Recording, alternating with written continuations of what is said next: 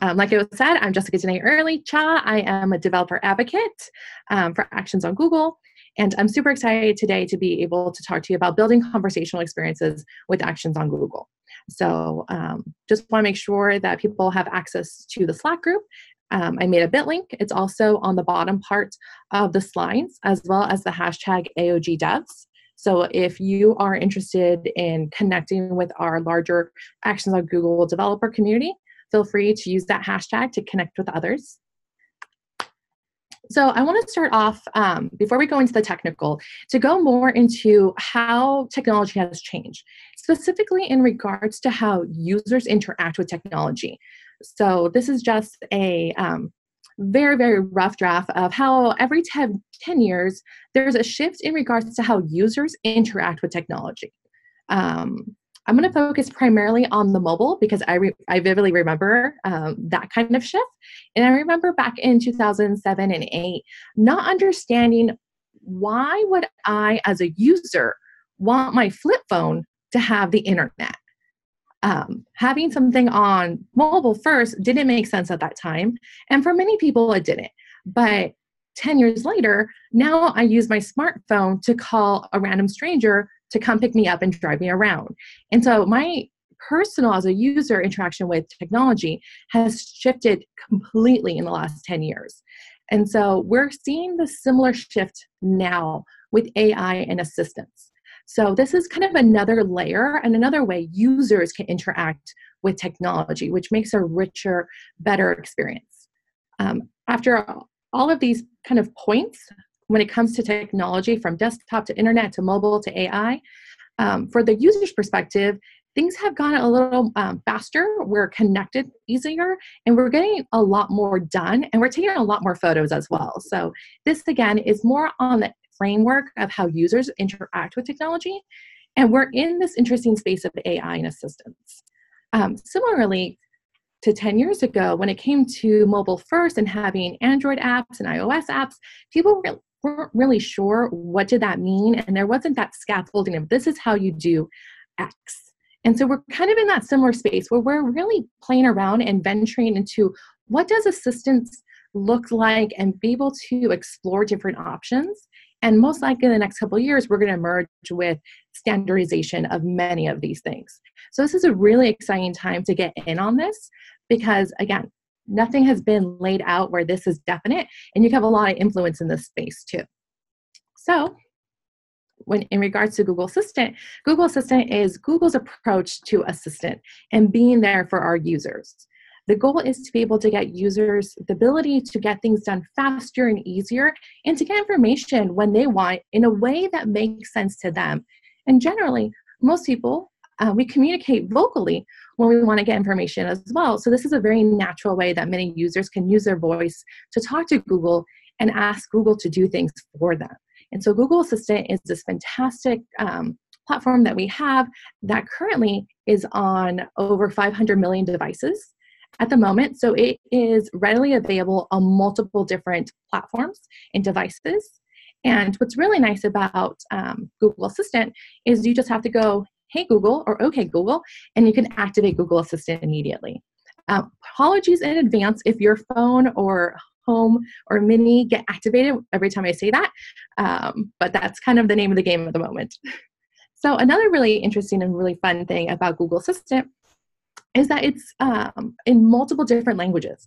We're being very methodical and mindful of how we can support languages in a way that honors the language and is respectful and as useful as possible.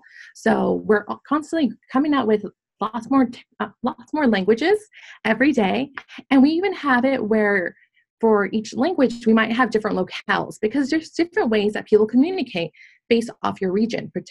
Particularly, I'm going to point out English, where here we have US English, UK English, and AU English. So English spoken in America, in the UK, and then Australia could be really different. And so we're trying to be as supportive with our users as possible.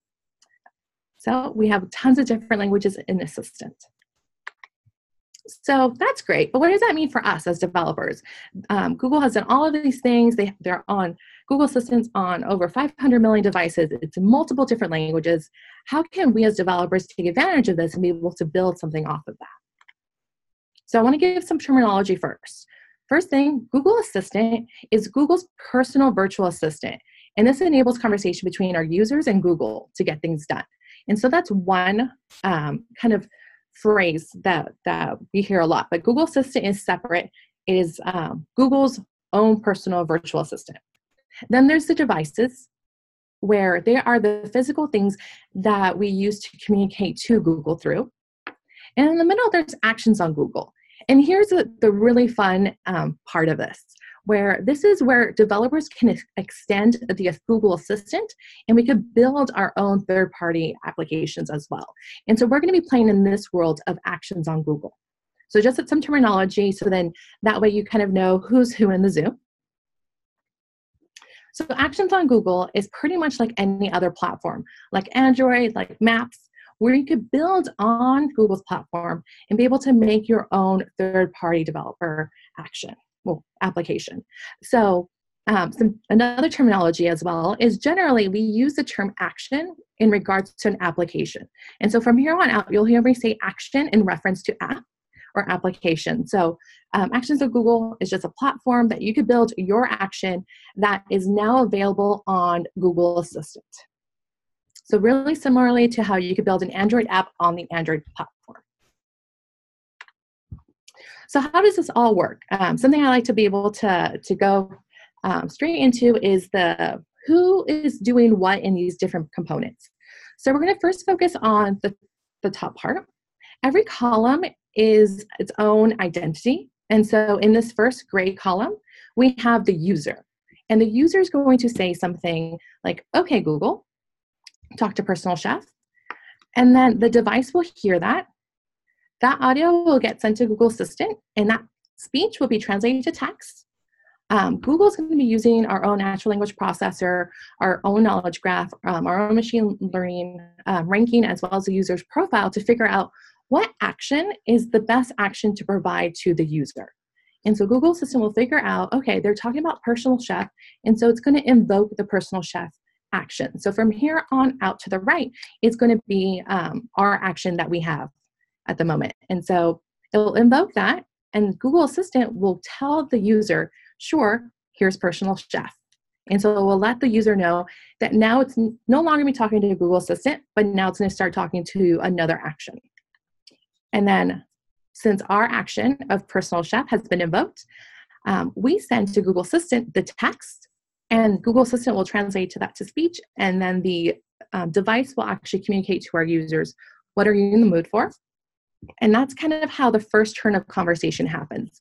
The second turn is a little different, where the user will still say their phrase, and here Google Assistant is only going to translate the speech into text. After that, it gets sent to your action, and we need to parse out that verbiage and figure out what the user means. If we need to do any data querying, we do that on our end. And then we send back a response. And then again, Google Assistant, all they're going to do is translate that text to speech and return that to the user. So the first part, Google Assistant is doing a little more, but once we take the third-party action is in the conversation, all Google Assistant is doing is translating the speech into text and text into speech. So it's one thing for me to say this. I would love to be able to show you a video of Wayne demonstrating this so you could see that interaction happening in real time. Okay, Google, let me talk to Personal Chef. Sure, here's Personal Chef. Hi, I'm your Personal Chef. What are you in the mood for? Well, it's kind of cold outside, so I'd like something to warm me up, like a hot soup, and I want it fast. All right, what protein would you like to use? I have some chicken and also some canned tomatoes. Okay, well, I think you should try the chicken tomato soup recipe I found on example.com. Sounds good to me. I love watching that video because that's a coworker, and it's always fun to see coworkers acting. So that was just an example of Wayne talking to Google Assistant to ask for the actions on the Personal Chef, and then being able to talk to that Personal Chef, and Personal Chef gave back a response of the recipe that they recommend. So something that's really interesting is the phrase that Wayne used, which is this one. Well, it's cold outside, so I would like something to warm me up, like a hot soup, and I want it fast. And this is where it gets really interesting because we have to handle this phrase. And imagine writing a regular expression to pull out these identifiers of temperature. It'd be kind of challenging to figure out what exactly is he referring to. And so we do recommend using a tool called Dialogflow to be able to support being able to parse out these interesting phrases and to figure out what the user really means. And so we have Dialogflow that we recommend that does entity matching, where it matches and figures out what the user intends or what they mean, and it matches it up with something that we have predefined as being a functionality that we have enabled in our action. And so Dialogflow does kind of the heavy lifting using machine learning to figure out what the user says and try to match it with our possible options, as well as entity extractions. And this is really, really fun because it pulls out certain phrases or keywords that the user has said that we need or we would want to have. What's really exciting about this component is that we could tell Dialogflow, hey, there are these phrases that we think are really important, and anytime somebody uses or matches with this functionality or intent that we've decided is important or it's an option, I need these data points as well. And so you could think of these as parameters that you would need in your backend too. So with Dialogflow, let's look into what this does and how it's structured. Actually, let's see where this fits in our graph that we have beforehand. So now what we have is actions on Google. There we go. So the same process happens when a user wants to talk to a third-party action like Personal Chef. Google Assistant will still do all of figuring out which action to serve, but instead of pinging straight into your backend to our action code, we're going to be pinging Dialogflow, and Dialogflow will return the welcome response to the user. And so that's the more fascinating part is down here when we're actually taking over the conversation and having to deal with the back and forthness. It's the same thing. User talks, Google Assistant will get that text, that speech, and translate it to text, and it'll send that to Dialogflow. And now here Dialogflow is going to figure out what the user means and what they want to be able to do, and it's going to match that up with an option that we have defined as a possibility. And then it's going to pull out any data if it's needed, and it's going to send that to our backend. And so now you can think of this where your intent is going to be calling, or that matching could be calling a function in your backend and passing in any of the entities as parameters. And then of course here in our backend, we're going to want to do our own data processing, figuring out what the user wants. And if we need, we can hit our backend, our database. And then we just return the response to Dialogflow to Assistant. And then Assistant will translate that text to speech and send that over to the device. So that's how Dialogflow fits in here. And so now let's check out Dialogflow. So this is the Dialogflow console. This connects with the Actions on Google project. And so I already have my Personal Chef made. And whenever you make a Dialogflow agent, that's what a project is called in Dialogflow, it gives you for free 2 intents. And you can think of intents similar to options. And so these are things that are options that our user can do. The first one is fallback, but I'm going to put a pin in this and we'll get back to this one. Our second one that Dialogflow gives us is the welcome intent. So I'm going to click in here. And in here, what happens is Dialogflow automatically puts in anytime Dialogflow's welcome for this project gets hit, something should happen. And so I'm going to scroll down. And here we have responses. Oops, let me click that again. We have responses. And so here we can put in the response that we want to put in that our action will give back to the user. here I have 4 different options.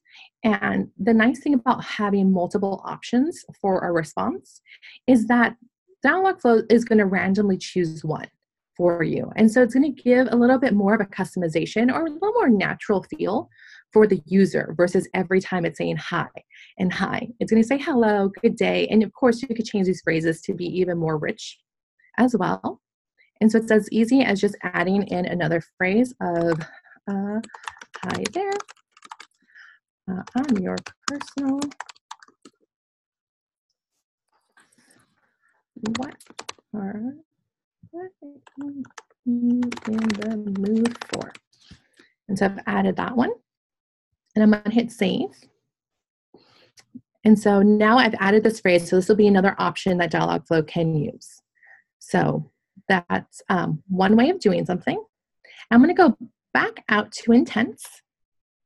And now I'm going to go to a custom intent that we've built out that mimics that recipe recommendation that we modeled in the video. And here we call this recipe recommendation because that's kind of the idea of it. This part of, or this name of the intent is going to have to match with your back end. And so you want to be very mindful of what you call this because this is how you're going to be able to address this intent in your back end. But here, because this isn't something that Dialogflow has given us for free, this is something that we're making, we have to add in training phrases. So here, you add in phrases where you try to mimic how the user can say something to invoke this particular intent. And so I just added a couple of different phrases, like I want some chicken, I want a very quick meal, I like a cold dessert, and I want it now. So Dialogflow understands a lot of different data points where it understands the concept of time and days of the week, proper names, surnames, and many other things. And you could definitely look that up on Dialogflow in regards to entities that have been built in. So they're called system entities.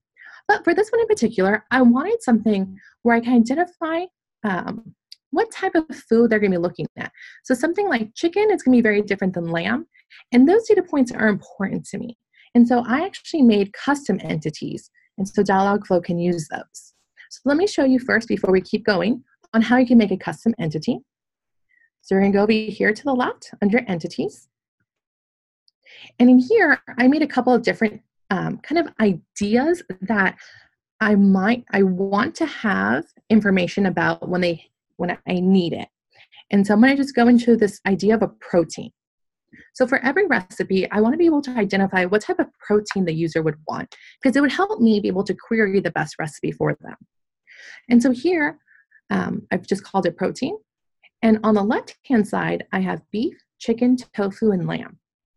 And on the right, for each one, there are synonyms of that one word. So you could call beef, beef, or steak, or brisket.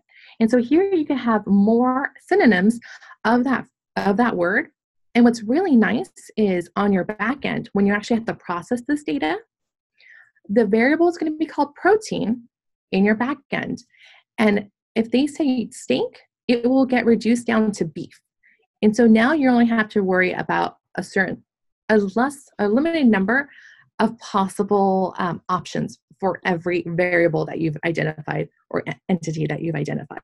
So this is really nice because it helps clean up your code significantly by being able to have this reduced down to one. That way you can have that. If you're, for some reason, want to have the difference between beef, steak, and brisket, you wouldn't do this. But for this example, they're talking about something that is a cow byproduct or a cow product. I want that to be reduced down to beef. So I'm going to go back to the intent in which I'm using these. Go back to recipe recommendation.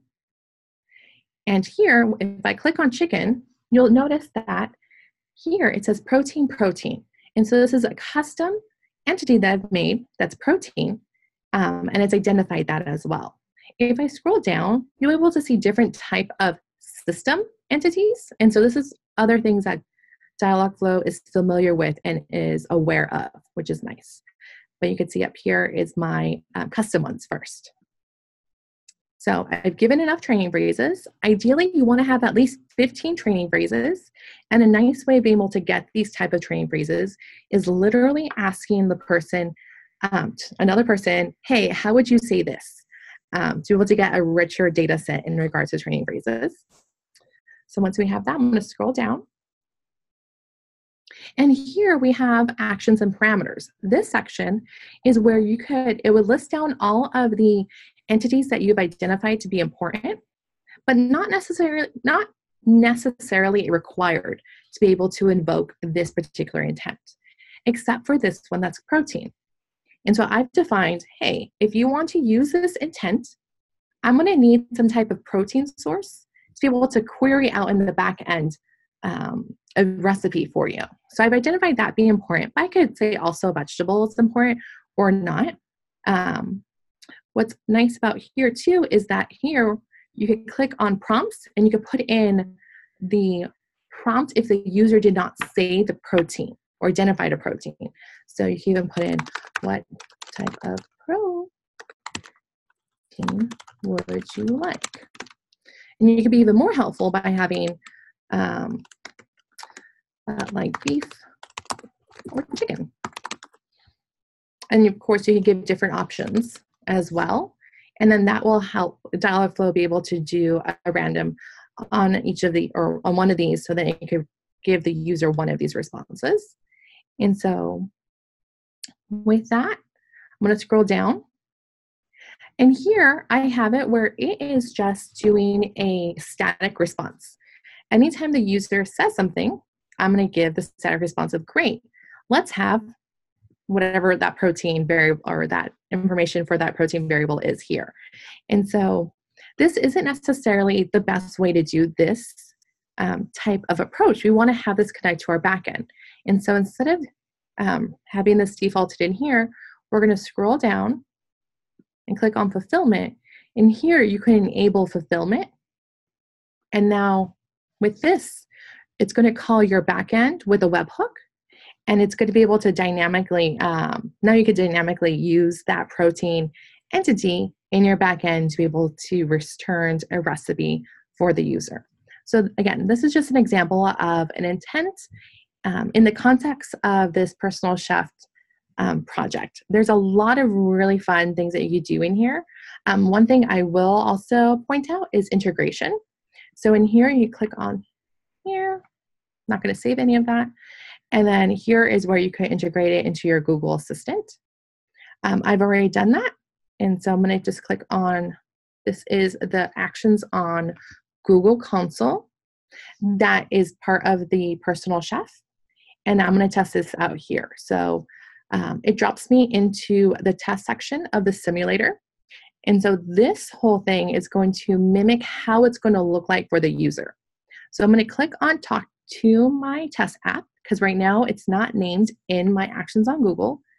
I'm going to click on this, or I could also click on this microphone and speak to it. Oh, click enter. Okay, let's get the test version of my test app. Greetings, I'm your personal chef. What are you in the mood for? Oh. And so on the right-hand side, you can see how that's going to look for the user. And here I'm going to just put, I want chicken. Great, let's have chicken. And so this is going to be, this is the default response that we had chosen prior for this intent. So here, I'm going to go back to my Dialogflow console. I'm going to go back to the intents. I'm going to go to the recipe intents, or recipe recommendation intents. And then down here, I could change this to be like, yummy protein. I'm going to hit save. And then just note down here, the intent's being saved. But if I added new training phrases, it will also start up the training for the machine learning for the mesh map for Dialogflow, so then it can process all of these training phrases, especially if I add a new one. Since I didn't, this one went fairly quickly, which is great. So let's go back to the console for actions on Google. I'm going to go over here to the right. I'm going to hit reset. And I can also click this button to talk to my test app. Sure, here's the test version of my test app. Hi there, I'm your personal chef. What are you in the mood for? Want some tofu. Yummy tofu. Awesome. So that's just a quick example of being able to make some edits in Dialogflow and it being able to affect your action, because Dialogflow is between your Google Assistant being able to call to your backend. And currently this one has no backend. My backend is solely Dialogflow. Something else I want to point out in here is that we do have an option to see the request and response objects, as well as being able to play with the audio here. And so there's going to be something that I'll present later on, and this is where you can edit audio. So just keep that in mind, as well as the all-important errors, because it happens to all of us, and so it'll tell you if there's an error as well. So I'm going to go back to our slides. Fantastic. No one's interrupted me, so I'm going to assume we have no questions. Okay. Hi, Jessica. Sorry, there is a question you want to tackle. Yeah, of course. Let's see. Okay.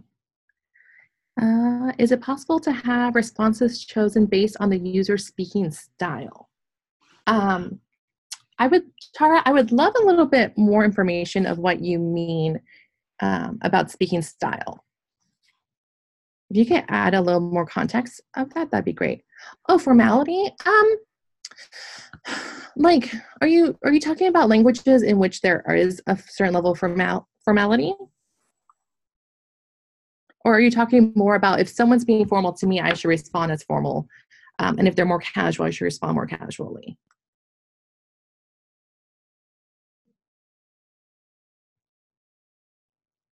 Oh, if they're being, okay, cool. So if they're being formal or casual, at the moment, we usually recommend where your action has its own persona and its own personality, where it's independent of the user. Of course, with that, you could do some more customization. That's generally more advanced. So let's talk offline. I would love to talk to you more about this, but tomorrow, Kathy will go more into details of designing your action in regards to its personality. Okay, and I'll be on the Slack channel later today too, Tara, so you could definitely ping me in Slack. Cool. Want to make sure. Is there other questions on the Slack channel? If you put them in the Slack channel, we'll definitely respond to them. It's just right now it's hard to do that back and forth. Cool. Fantastic. Thank you, everybody. Appreciate it. Okay, so we did the demo. Now let's talk about different options that you could do, because Dialogflow is a tool that you could use that makes it a lot easier when you're building conversational actions. So, like we mentioned, conversational design is really important, and tomorrow we have a whole talk on this. As a developer myself, when I was building my first action, I saw the conversational design docs and I was like, skip, skip, skip. Because I come from web design where I have a lot of control of the structure, and then I usually put the content in after. You could build a website without having all the pieces. And so coming from that space, I made the mistake of assuming this will be the same thing when it comes to voice, and it's not.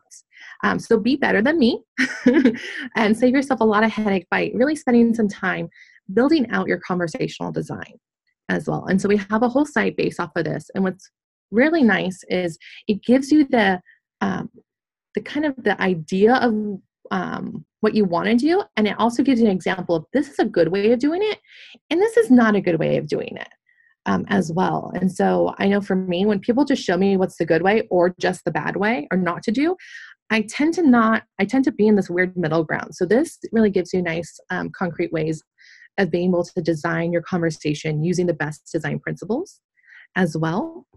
Another tip I have, especially for developers too, is if you don't have a designer who's a VUI, a voice user interface designer, you can always go around and asking people to model the behavior. So get 2 random people, ideally. Of course, most likely you'll know them, but get 2 people and have one person be the user and the other person be the action. And just ask them to make up the conversation and record it. I recommend recording it, actually doing the audio recording. That way you're not missing any of the small nuances, because generally whenever we type very formally. But when we speak, we're a little more informal. And so this is a nice recommendation that I know I use whenever I'm building something out. And if I don't have access to a designer immediately, I usually ask a couple of people, like, I have this scenario, how would you do it? So that's an option. Another thing when you're designing is to think about the different surface capabilities. And so there are times where we have devices that have an audio only input and a screen only input, and then we have devices that do both. And so, for example, my phone can be on any of these options and be a combination of the two. So when it's silent, or when I have my audio off, it's screen only, and when I don't, I could use the audio only or do the blend. We recommend designing your conversational actions thinking of audio only, because one, it's a little harder to do, and it puts you in the space of being able to truly figure out the conversation, as well as the screens. Those options and features that you could do for screen capable devices are to support and to enhance the conversation. And that way you're not falling into the same kind of thought process if you're a web designer or an app designer, where we base a lot of how users interact with our applications is through a GUI. So recommendation, do conversation or voice first conversational design. Something I wanted to bring to everyone's awareness is that we do have a client library, and it is in Node.js. And the way that it's written, in my opinion, is actually fantastic and beautiful in regards to how it is really simple and clear.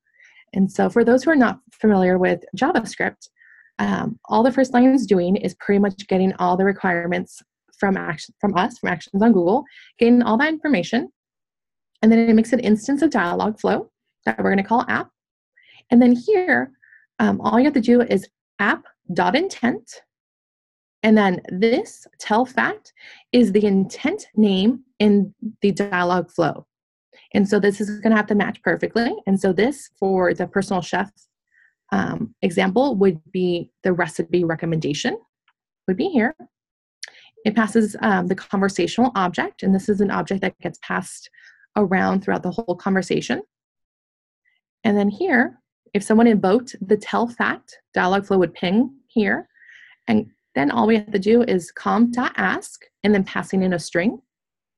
And what happens here is that it sends this string to Dialogflow, which again sends it to Google Assistant, and Google Assistant will translate this text into speech to the user. And then the second line, com.ask, is suggestions, which is suggestion chips. And I'll put a pin in that, and I'll talk a little bit about that in a slide or two. And then that's it. If you want to have a very simple, like, hello world example, that's all you have to do in your backend. And so for our recipe recommendation, we would change this out. And then here, instead of doing a conversational.ask, most likely we're going to want to be able to get the parameter of the protein, which we just have to modify this to pass in params. So it'll be comma params. And then grab the parameter and be able to do our own query into our database, grab the recipe, and then add in the com.ask. We recommend this recipe, and then that's it. So in my opinion, I think this is fantastic. So let us know what you think about it. So that's the most simplest way of being able to respond to your user. Then we have this idea of simple response, which you could pass in the speech text and the text. So the speech text is what Google Assistant will actually say, and then the text is what the user will see. And so for this example, the verbiage is the same, except in the speech it has like 42 versus the text. And so you can have these be different as well. And generally, whenever you're doing your speech, sometimes you want to play with the grammar because of how it sounds. And so this is a way that you could edit the way your speech sounds compared to the text.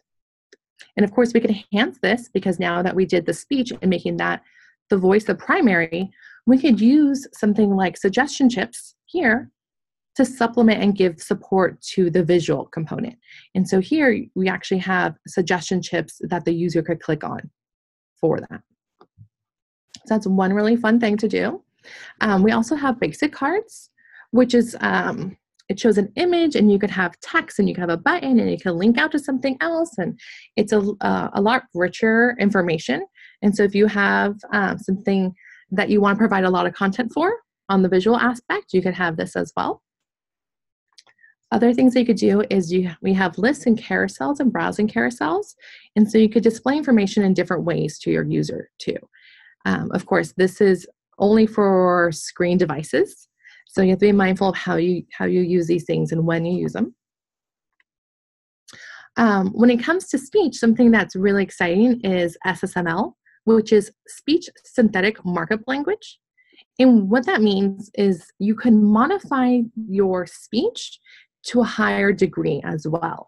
And so we have the speech tag, and then we have a closed speech tag, and then inside of there we have different tags that do different things.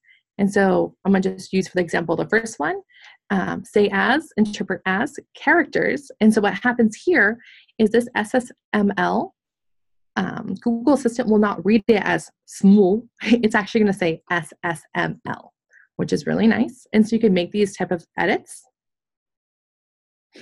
I would love to show you, this is from Google I/O, somebody who used audio and did many tracks and edited the speech, and so it sounds different. So I'm going to play this audio so we could see the different tracks and how it all comes together to build a really rich audio experience. Oh, if I clicked on it.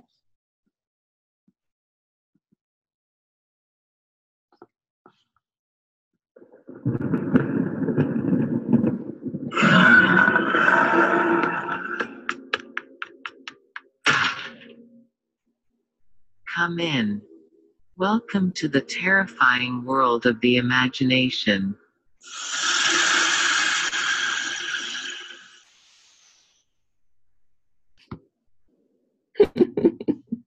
That one makes me so happy because it's one of those, it reminds me of the early 1900s where the radio was the only source of media, or the latest source of media, where there was a lot of storylines and adventure stories that was all audio. And this is just so much fun. So you could do things as rich as this to be able to give your users a fantastic experience as well. Another thing that lots of people ask for is, you want to be able to provide more custom information for the user, and you need to know things about the user. And so we do have permissions where you can ask the user for different data points. And of course, at Google, we believe about consent and getting the user to say it's okay, approval, when we give out any information.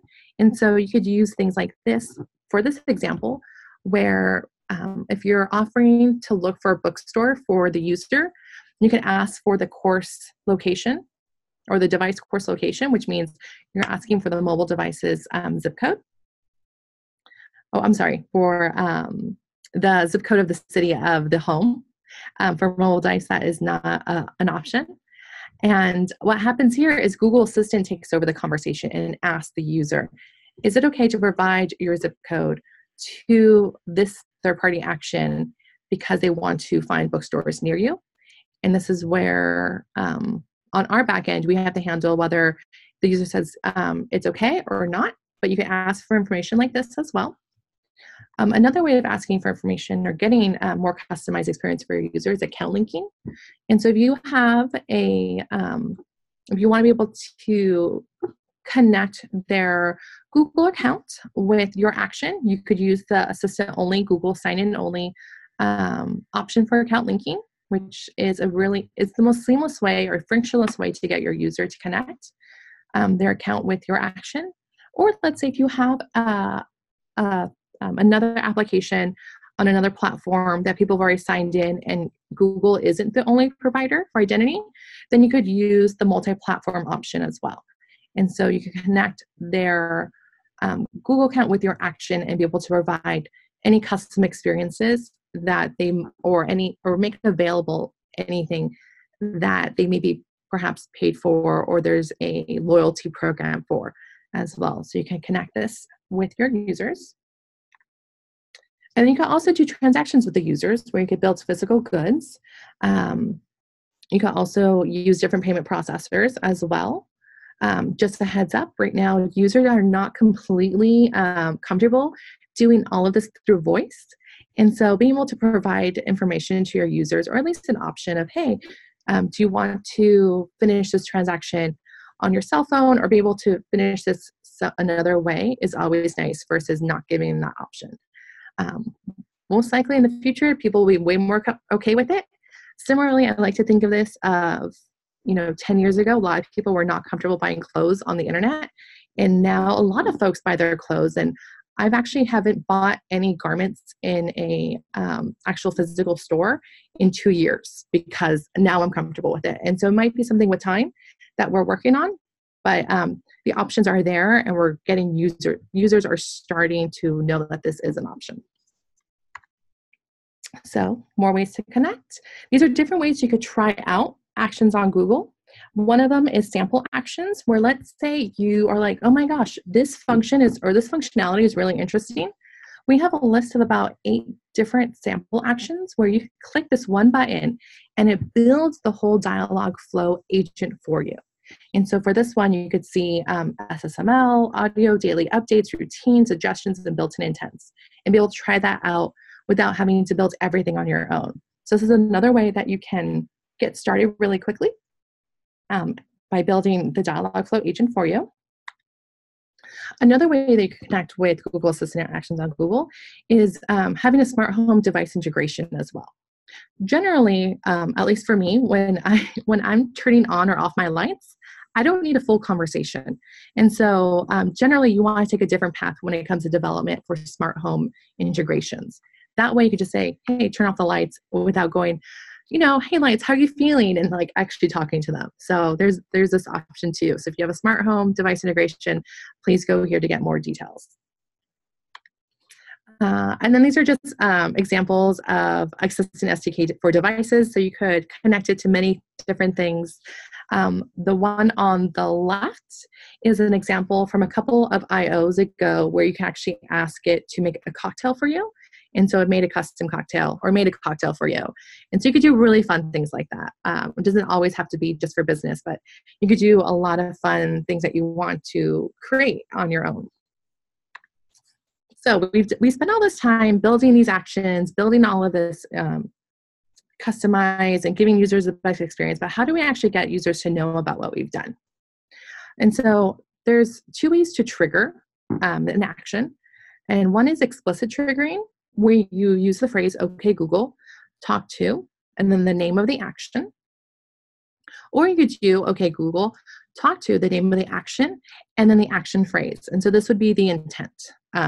So this would hit our recipe recommendation intent, that the user wants a hot soup. So it would bypass our welcome and go straight into it. And so this first one will be most likely what most users use.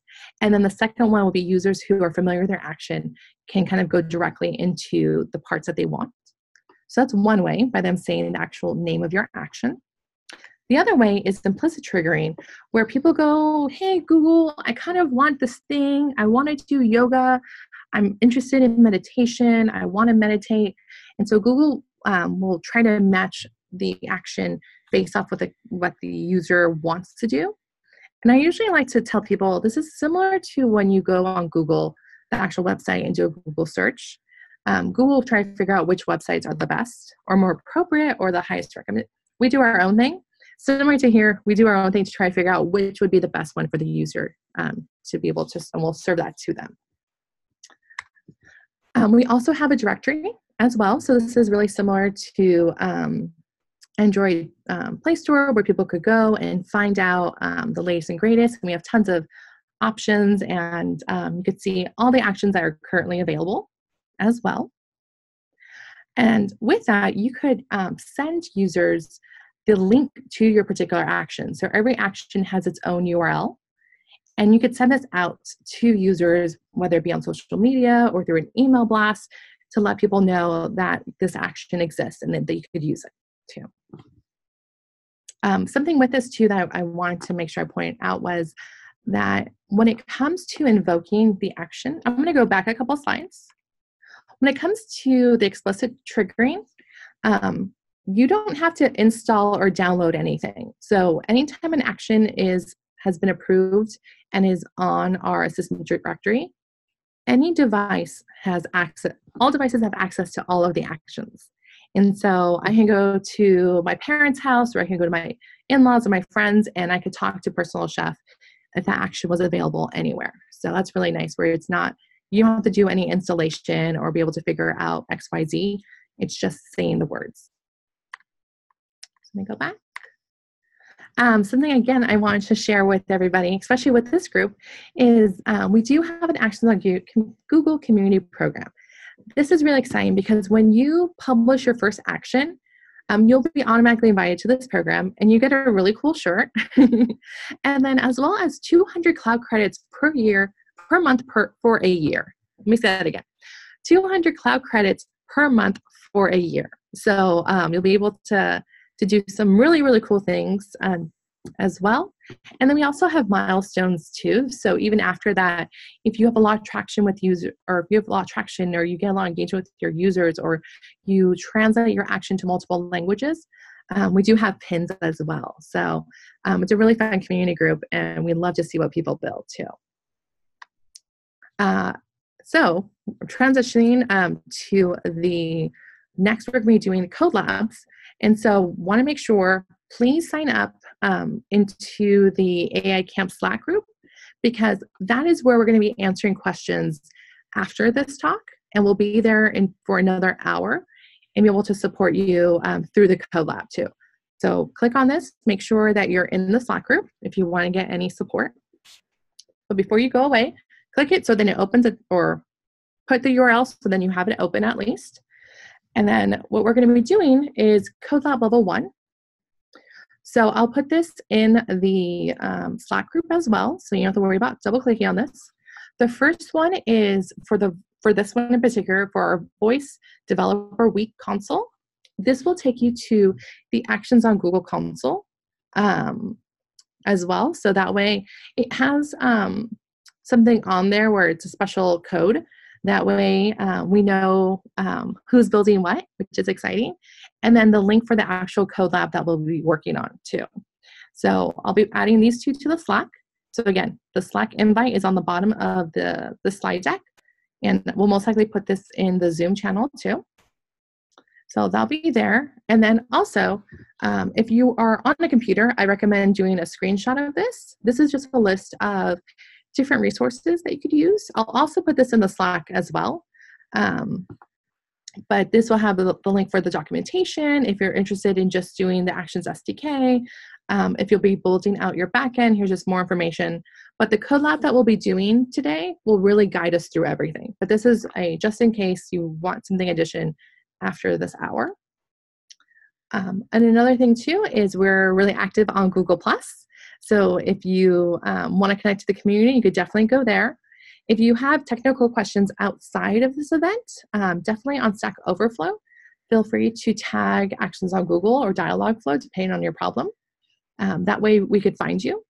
And then once you do have your action published, or if you just want to do a shout out of how great this event is, definitely feel free to use the AOG Devs hashtag on Twitter. We'd love to see what people are building as well. So with that, I'm going to put it back to here so people can see that. And I'm